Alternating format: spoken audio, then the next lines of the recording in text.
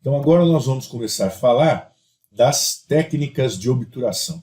Vamos conversar sobre todas as técnicas, desde a técnica mais convencional, que é a técnica de condensação lateral, até as técnicas mais modernas. Então nós vamos falar aí da técnica da condensação lateral, técnica do cone único, técnica de Tagger modificada, Schilder, a técnica com ultrassom e a técnica de Tagger para cone pareado. E a primeira técnica que nós vamos conversar é sobre a técnica da condensação lateral. Essa é a primeira técnica básica, manual. É a técnica que nós, como já falamos, tem mais de 100 anos e é a técnica ainda ensinada em grande parte das faculdades de odontologia. Então aí nós temos os materiais que nós utilizamos, todos eles estão descritos no nosso livro de técnica, nosso manual de endodontia laboratorial. Utilizamos na técnica de condensação lateral os cones 0,2, na verdade, os primeiros cones que eram utilizados nessa técnica eram os cones 0,2, mas eu acho que hoje, por nós termos uma facilidade maior ao acesso de cone 0,4, nós podemos utilizar esses cones e eles requerem a colocação de menos cones acessórios, por eles terem um taper maior. Vamos então à descrição da técnica, a gente faz a seleção do cone principal. Se for um caso de preparo manual, que é normalmente quem faz a técnica de condensação lateral faz o preparo manual, ele vai ser o cone compatível ao último instrumento. Ou se for o caso de preparo rotatório, um cone compatível com o instrumento taper e ponta. Em segundo, nós vamos fazer a seleção do espaçador. Normalmente a gente acaba utilizando os espaçadores vermelhos e os azuis. O amarelo quase nunca, ele abre muito pouco espaço para a colocação do cone, e o verde também apenas em dentes maiores. Realizada a desinfecção do cone, normalmente com hipoclorito de sódio. Aí é realizada a prova táctil e visual do cone principal. Então a gente vai observar se esse cone está travando no comprimento de trabalho que a gente escolheu. Essa é a prova táctil, nós temos que sentir que ele fica firme naquela posição, e nós temos que observar na régua, é a prova visual, se está realmente naquele ponto que a gente imaginava, se está no comprimento de trabalho, se realmente o cone entrou em toda a extensão que a gente imaginava. Se ele estiver certo, nós partimos para o próximo passo, que é a prova radiográfica do cone. Nós vamos então fazer a radiografia e verificar se esse cone realmente está na posição que nós imaginávamos, a posição que nós escolhemos ao comprimento de trabalho que nós escolhemos. Se também estiver tudo bem, nós vamos para o passo seguinte, que é fazer o protocolo de irrigação final. No nosso caso, é a utilização de soda clorada, agitação, soro fisiológico, EDTA, e agitação. No caso, eu coloquei aqui agitação com guta, porque subentende-se que vocês estão usando preparo manual e não tem outra maneira ou outro recurso para fazer a agitação das substâncias auxiliares. Fazemos a secagem do canal com guta de papel, manipulação do cimento de acordo com o fabricante, de acordo com o tipo de cimento. Normalmente nós queremos que esse cimento tenha uma viscosidade em ponto de bala. Colocação do cimento no cone principal e a colocação do cone principal no canal radicular. Aí nós vamos abrir espaço com o espaçador para a entrada dos cones secundários. Então a gente vai colocando o espaçador, colocando o cone secundário, até sentirmos que há um bom preenchimento em que a gente não consegue mais colocar o espaçador. Aí então nós vamos verificar a qualidade, fazer a prova radiográfica da qualidade de obturação, e aí vamos fazer o corte. Nós vamos selecionar um calcador compatível com a entrada do canal, fazer o aquecimento e fazermos o corte com o calcador ao rubro. Em seguida, faremos a condensação com o calcador a frio. Então é utilizado um outro calcador, de preferência um calcador que já esteja frio, para fazer essa condensação. Em seguida, a gente faz a limpeza da cavidade, normalmente com algodão com álcool, mas isso varia demais de acordo com a técnica, com o colega, e nós vamos fazer aí o selamento coronário e a restauração provisória. E, finalmente, então nós fazemos a prova radiográfica da obturação, a radiografia final com o paciente já sem isolamento absoluto. Esta foi a técnica, então, da condensação lateral. Temos uma técnica também que é conhecida como a técnica do cone único. Na minha opinião, é uma técnica que deixa, principalmente em canais ovais, em canais com uma anatomia mais difícil, deixa algumas falhas. Então, na minha opinião, este tipo de técnica não deve ser realizado em canais que não sejam exatamente circulares. Eu, particularmente, não utilizo a técnica de cone único propriamente dita. De novo, os materiais utilizados. Aqui, nesse caso, nós utilizamos o cone pareado, né, o cone pareado com o sistema de preparo, pareado tanto a ponta como o taper. Então, essa é a característica principal, né? Aqui nós vamos a seleção do cone, desinfecção, prova do cone, prova radiográfica, irrigação, secagem com ponta de papel, manipulação do cimento e colocação do cimento no cone. Isso é toda a técnica já que você já conhece. Agora nós vamos com a técnica principal aí, que é diferente das demais. Nós vamos fazer a inserção do cone. Esse cone vai ser colocado com o cimento dentro do canal e vai ser cortado a quente, simplesmente. E depois é condensado a frio. Então é uma técnica simples. Você coloca o cone com cimento, faz a prova de qualidade, está tudo bem, está no lugar que você queria, está no comprimento real de trabalho, você corta com calcador a quente e depois faz a condensação a frio. Em seguida se faz a limpeza da cavidade, a radiografia final e faz o selamento e a restauração. Então essa foi a técnica do cone único. Agora nós temos a técnica de Tager. Esta técnica já é antiga, foi proposta já há um certo tempo, e como característica principal, nós temos, além dos materiais básicos, os compactadores. Originalmente, os compactadores de Max Padden acionados por um micromotor de contra-ângulo. A técnica original utiliza os cones de gutapercha com taper baixo. Então, aí a gente está falando de 0,4, mas normalmente se utilizava o cone 0,2, taper 2. Então é selecionado o cone principal. A gente utilizou aqui como exemplo uma lima manual e um cone convencional, porque essa técnica era do tempo que se utilizava bastante a técnica manual. Aí o cone é desinfectado, é feita a prova do cone, a prova radiográfica, é feito o protocolo de irrigação final, secagem com a ponta de papel, manipulação do cimento, colocação do cimento no cone. Então agora nós vamos à técnica principal. O cone é colocado no canal com cimento, é feita a prova de qualidade, ver se está no lugar certo, se está no lugar que a gente queria, é ativado o compactador, a gutapercha é liquidificada, ela se amolda ao canal, as particularidades anatômicas do canal, e aí depois então é feito o corte com um calcador a quente. Então essa é a técnica de Tager, onde você coloca um cone com cimento e ativa o compactador. O cone se amolda ao canal, você corta e em seguida a gente faz a limpeza, a radiografia final, selamento e restauração. Ocorre que a técnica de Tager, por usar na época principalmente cones com taper muito fino, ela poderia fazer com que ocorresse o extravasamento do cone. O cone fosse empurrado para fora do forame.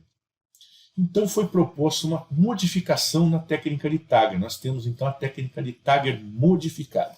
Os mesmos materiais utilizados, o micromotor, o contra-ângulo, o compactador, o mesmo compactador, a gutapercha principal a mesma, mas dessa vez nós temos a adição do cone de gutapercha acessório. Então como que é realizada essa técnica? A mesma coisa da técnica de Tager, Só que, quando a gente chega aqui na técnica principal, é inserido o cone principal e é colocado pelo menos um cone acessório com o auxílio de um espaçador digital. Então é feita a inserção do cone principal, coloca o condensador, retira-se esse condensador, coloca um cone acessório, ativa-se o compactador, o canal é preenchido e depois é cortado com um calcador ao rubro. A vantagem desta técnica é que preveniria o extravasamento do cone além do forame.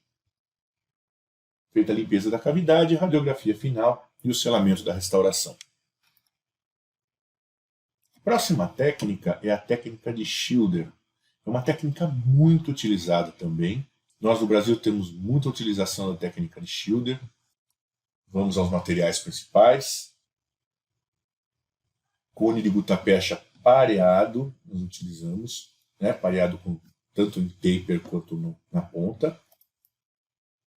E nós precisamos de um gerador de calor para o instrumento que vai fazer o corte no interior do canal radicular, vai fazer o corte da gutapercha. Nós temos aí no mercado brasileiro 2 termocompactadores principais, o da esquerda que é o da Odus e o da direita que é o da Easy. Né? Então basicamente ele vai aquecer a ponta e vai fazer o corte como nós vamos mostrar. Então vamos lá, a técnica, é feita a seleção do cone principal, desinfecção, prova do cone, prova radiográfica, protocolo de irrigação final, secagem com ponta de papel, manipulação do cimento, colocação do cimento no cone.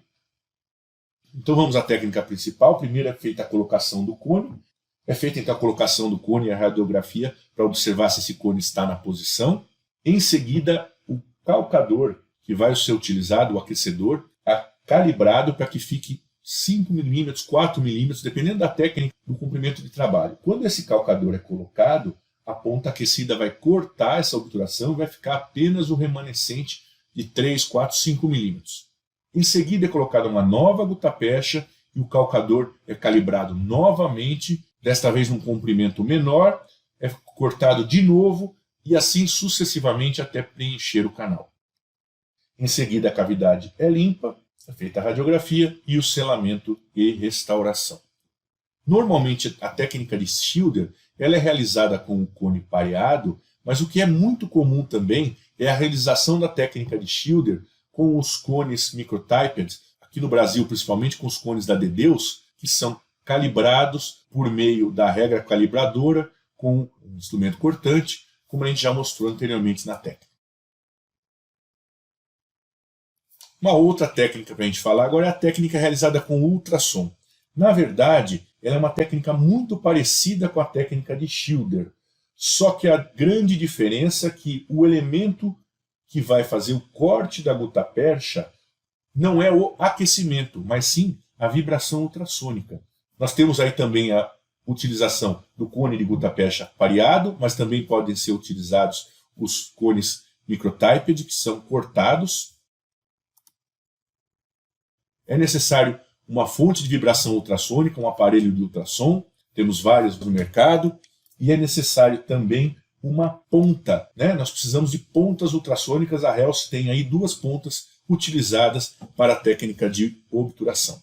Então, é feita a seleção do cone principal, nesse caso nós estamos mostrando um exemplo pareado com o sistema de preparo, desinfecção e prova do cone, prova radiográfica, protocolo de irrigação, secagem com ponta de papel, manipulação e colocação do cimento no cone.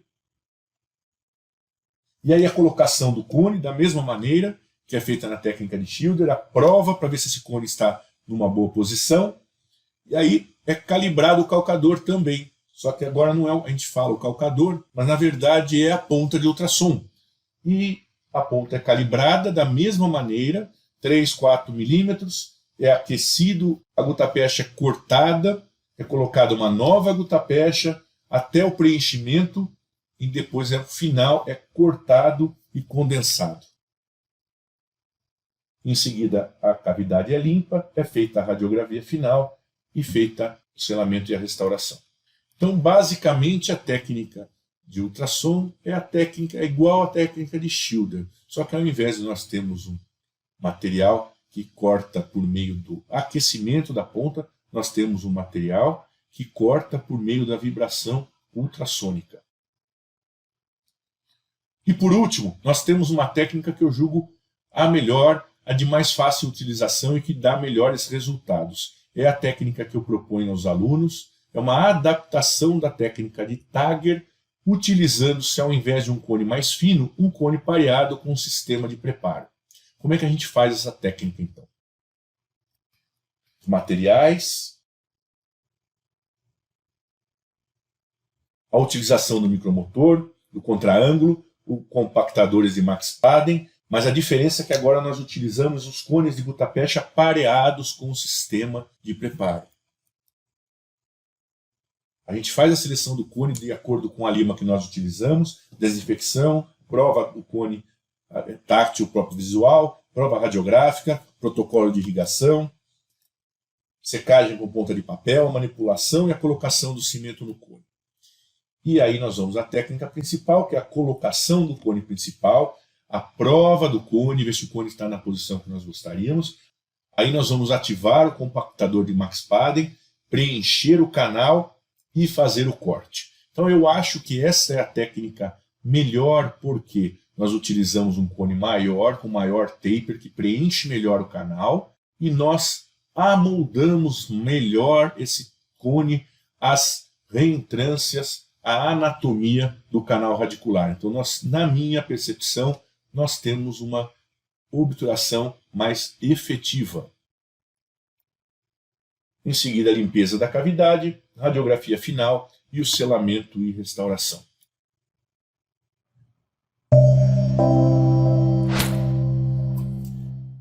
E por último, nós vamos falar do selamento cervical, da blindagem. Nós já falamos no começo da aula como é importante manter esse selamento, como isso é importante no prognóstico, como isso vai definir muito a taxa de sucesso do nosso tratamento.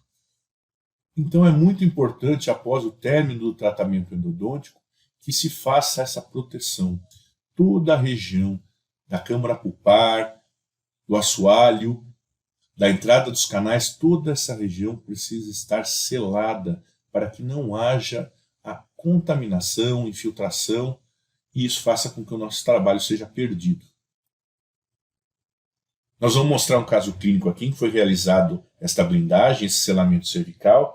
Nós temos aqui o raio-x final do tratamento, a limpeza da câmara pulpar, em seguida a limpeza da entrada dos canais com uma ponta de ultrassom e uma escovinha, ataque ácido da câmara pulpar, colocação de um adesivo dentinário, em seguida nós colocamos um material de barreira gengival só na entrada dos canais para facilitar a observação, a procura desses canais em caso de retratamento.